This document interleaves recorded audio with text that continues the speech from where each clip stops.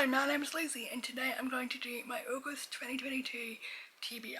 So my reading for this month has been okay-ish. I did read more than June, so that was good. I have read more than June. That's good. But I have read books off my TBR. That wasn't on my TBR. And I have like 4 piles higher books still on my desk. So, which is an issue that I have to combat this month, like in August. I have not, because I can tell you that I've almost finished reading books, but I haven't finished them. And there's like a lot of I don't know, I think there's still books on there from April that I haven't read. This is my game. I'm a mood reader, and when I want to read, like the books on the desk will be dealt with, hopefully very quickly. You know the rules. I pick up 10 cards to begin with. If I get a +1, if I get a +2, you gotta add 2. If I get a +4, I gotta add 4. If I get a skip, I skip around. Let's start. And I've got series of prompts that I told you guys last month. So if you want to know my prompts, go back to that video. First card is an 8, which is a backlist title, which is before 2020. Number 2, it's a +4. You're kidding. Okay, you don't hate me. I need to add 14. Sorry, I need to have 14 cards. Number 3 is a 9, which is a classic. Number 4 is another 8.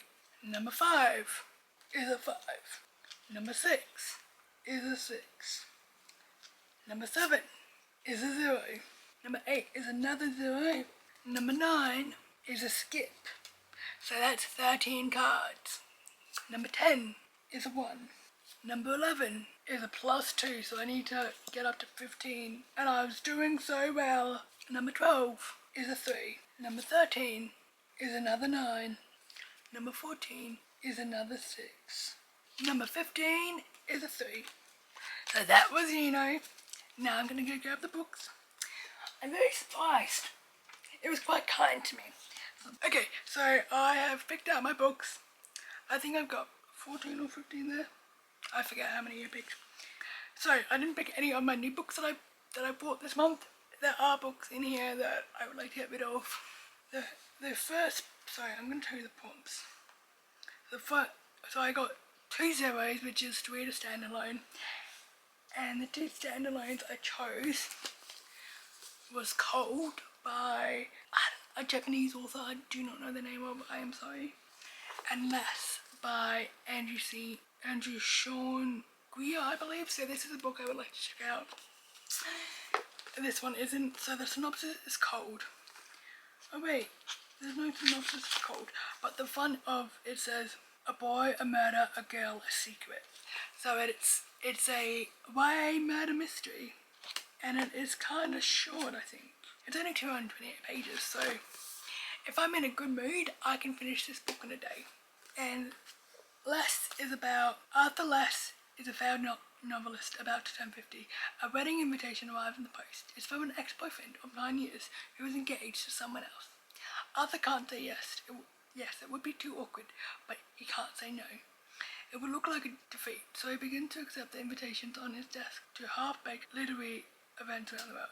From France to India to Germany to Japan, Arthur almost falls in love, almost falls to his death, and puts miles between him and the blight he refuses to face.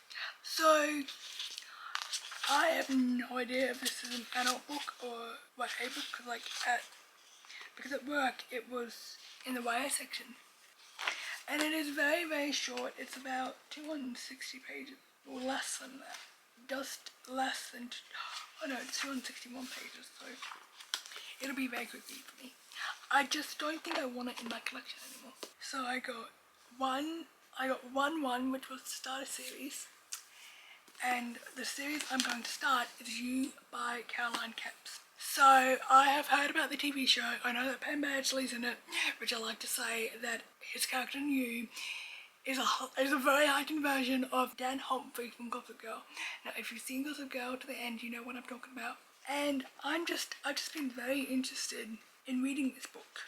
I just haven't had the guts to read it until now. When Genevieve Beck strides into the bookshop where Joey works, he is instantly smitten, and so begins an attraction that quickly spirals into a whirlwind of deadly consequences. A chilling account of unrelenting, terrifying obsession So yeah, so that is the synopsis of You. So the next one I think was to finish or continue a series, and I chose Lola and the Boy Next Door by Stephanie Perkins. I have read Anna and the French Kiss, and I enjoyed it to the point where I don't want to chuck it out. This is a companion novel to Anna and the French Kiss. The synopsis says, budding designer Lola Nolan doesn't believe in fashion. She believes in costume. The more expensive the outfit, the more sparkly, the more fun, the more wild, the better. And life is pretty close to perfect in Lola's world, especially with her hot walker boyfriend. That is until the dreaded bell rings. Calliope and Cricket return to the neighbourhood and unearth a past of hurt and anguish that Lola thought was long buried. When talented inventor Cricket steps out from his twin sister's shadow and back into Lola's life, she must finally rekindle a lot of her feelings for the boy next door. Okay. So I'm sensing a theme with her books now. I just hope there's no cheating involved, because I don't like cheating in books, and it's a YA book, so you know, that's all I have to say about that book. So the next one was to read a YA book, I believe, was to read a YA book. And I chose You'll Miss Me When I'm Gone by Rachel Lynn Solomon. So I got this book out from the library like 3 years ago, never read it, but I do have all of Rachel's books now. So anyway, so I think the twins' mother dies, and they have to figure out how to. I think someone dies, and they have to figure out how to be there for each other, but they hadn't actually been there for each other for a long time. And I'm very excited to read this book.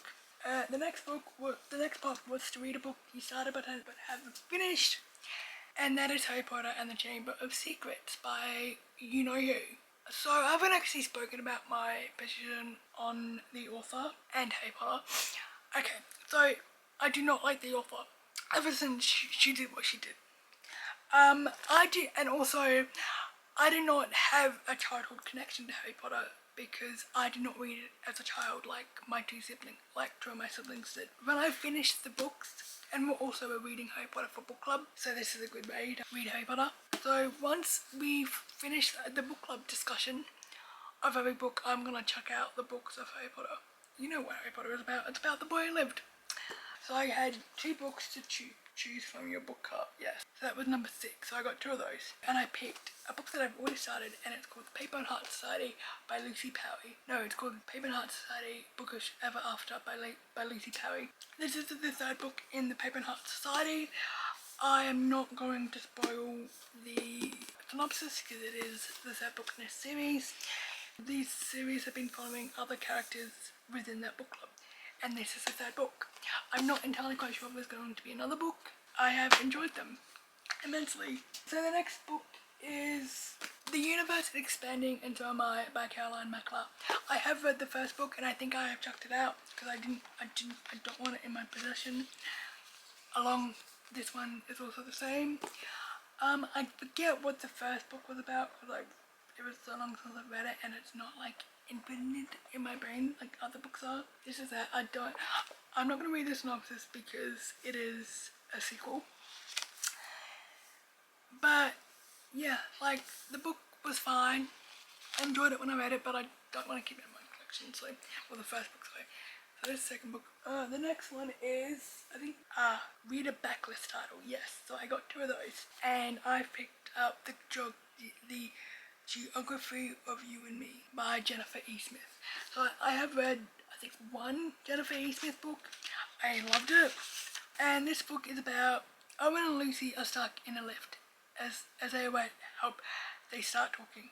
So brief, the time they spend together leave a mark, and their lives take them to Edinburgh and San Francisco, to Prague and to Portland.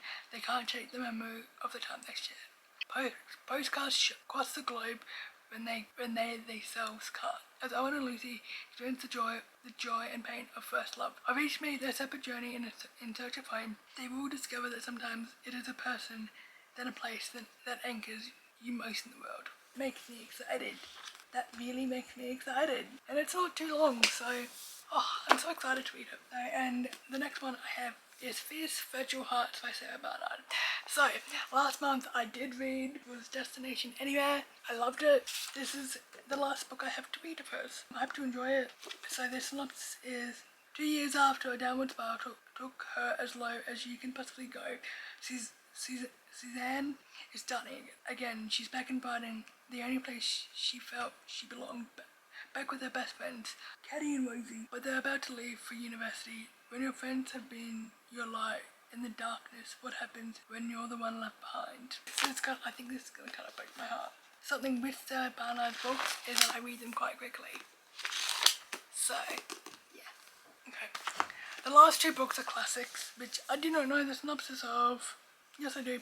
So I picked up, I'm starting to read 1984, which I read like 10 years ago, and A Tale of Two Cities by Charles Dickinson, and this is by George Orwell. So I don't know what this one's about. They actually have synopsises on the back.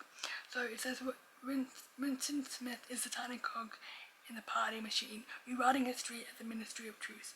He harbours rebellious ideas, but under an oppressive system where facts, language, relationships, even thoughts are strictly controlled. Winston's playing a dangerous game. So that is the synopsis for 1984.